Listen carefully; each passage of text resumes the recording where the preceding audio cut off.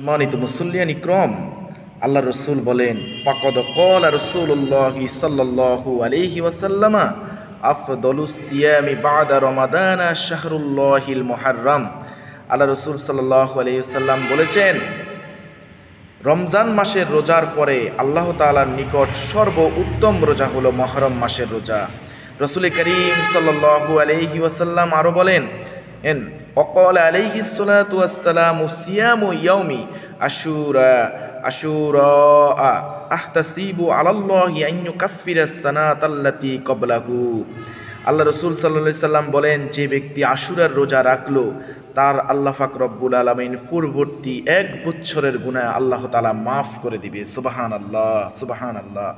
আল্লাহ রসুল সাল্লাল্লাহু আলাইহি সাল্লাম আরো বলেন, وقال عليه الصلاة والسلام صوموا عاشوراء وخالفوا فيه اليهود وصوموا قبله يوما وبعده يوما وكان عاشوراء يصام قبل رمضان فلما نزل রমাদানু কানা মান শাআ সামা ওয়া মান শাআ আফতার। আল্লাহ রাসূল সাল্লাল্লাহু আলাইহি ওয়াসাল্লাম বলেন, একজন সাহাবী বলল, ইয়া রাসূলুল্লাহ, ইয়া হাবিবাল্লাহ, আমরা যে আশুরার দিন পালন করি, রোজা রাখি, আমাদের মতো খ্রিস্টানরা এবং ইহুদিরাও আমাদের মতো এই দিনকে পবিত্র মনে করে এবং রোজা রাখে। আল্লাহর রাসূল বলেছেন, তারা যদি এমন কাজ করে তাহলে তোমরা তাদের বিরুদ্ধচার করো, তাদের বিপরীত কাজ করো। তোমরা তাহলে নবম দিন এবং দশম দিনে রোজা রাখবে, আর যদি নবম দিনে রোজা না রাখো তাহলে দশম দিন এবং 11তম দিনে তোমরা রোজা রাখবে। অর্থাৎ ইহুদিরা যা করবে, খ্রিস্টানরা যা করবে তার বিপরীত মুসলমান করতে হবে। ইহুদিদের ইবাদতের সাথে খ্রিস্টানদের ইবাদতের সাথে কখনো মুসলমানের ইবাদত একসাথ করা যাবে না, একরকম হতে পারে না। প্রিয় মুসল্লিয়ান ইকরাম, আল্লাহ পাক রব্বুল আলামিন আমাদেরকে মাফ করে দেওয়ার জন্য কতগুলি বাহানা মাধ্যম আল্লাহ পাক রব্বুল আলামিন আমাদেরকে দিয়েছেন। যেমন আমরা মুহররম মাসে যদি রোজা রাখি, এই 2টা মাত্র রোজা রাখলে 1 বছরের গুনাহ আল্লাহ পাক রব্বুল আলামিন আমাদের মাফ করে দিবেন। হযরত আদম আলাইহিস সালাতু ওয়াস সালাম কাঁদতে কাঁদতে অস্থির হয়ে গেছেন একটি ভুলের জন্য। আল্লাহ পাক রব্বুল আলামিন যখন আদমকে বের করে দিয়েছেন জান্নাত থেকে, কত বছর কান্না করেছে, শত শত বছর কান্না করার পরেও আদম আলাইহিস সালাতু ওয়াস সালাম মাপ পাই নাই। এই আশুরার দিনে আল্লাহ পাক রব্বুল আলামিন প্রিয় আদম আলাইহিস সালাতু ওয়াস সালামের তওবা কবুল করেছে। সবাই বলেন সুবহানাল্লাহ।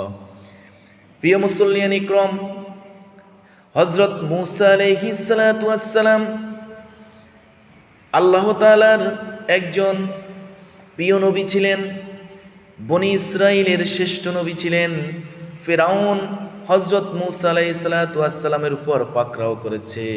আল্লাহ পাক রব্বুল আলামিন এই আশুরার দিনে হযরত মূসা আলাইহিস সালাতু ওয়াস সালামের বিজয় দান করেছে, আর ফিরআউনকে সমুদ্রের মধ্যে ডুবিয়ে মেরেছে। সুবহানাল্লাহ। এই আশুরার দিনে হযরত ইউনূস আলাইহিস সালাতু ওয়াস সালাম মাছের পেটে 40 দিন 40 রাত্রি পর্যন্ত ছিল। আপনারা সবাই ইতিহাস জানেন, হযরত ইউনূস আলাইহিস সালাতু ওয়াস সালামকে এই আশুরার দিনে আল্লাহ পাক রব্বুল আলামিন নাজাত দিয়েছে, অর্থাৎ মাছের পেট থেকে মুক্ততা দান করেছে। সুবহানাল্লাহ। এই আশুরার দিনে আল্লাহ পাক রব্বুল আলামিন তওবা কবুল করে। এই আশুরার দিনে মুসলমানদের অনেকগুলি বিজয় হয়েছে। এই আশুরার দিনে আমাদের জন্য বেদনাদায়ক একটি কাজ হয়েছে, সেটি হলো আমাদের ইমাম হুসাইন রাদিয়াল্লাহু তাআলা আনহুকে নির্মমভাবে শহীদ করা হয়েছে এজিদ বাহিনী। এই জন্য আমাদের জন্য যেমন আশুরার দিন বিজয়ের দিন এবং আমাদের জন্য বেদনারও দিন। প্রিয় মুসল্লিয়ান ইকরাম, ইমাম হুসাইন কখনো জালিমের সামনে মাথা নত করে নাই। নির্ঘাত জানেন শহীদ হয়ে যাবেন, তারপরেও জালিমের কোনো প্রস্তাবকে গ্রহণ করল না। জালিমের বিরুদ্ধে তিনি লড়ে গেছে। আমরা যতদিন বেঁচে থাকব কখনো আমরা অন্যায়ের সামনে মাথা নত করব না, সবসময় প্রতিবাদী হয়ে ইমাম হুসাইনের আদর্শে আদর্শিত হবে ইনশাআল্লাহ।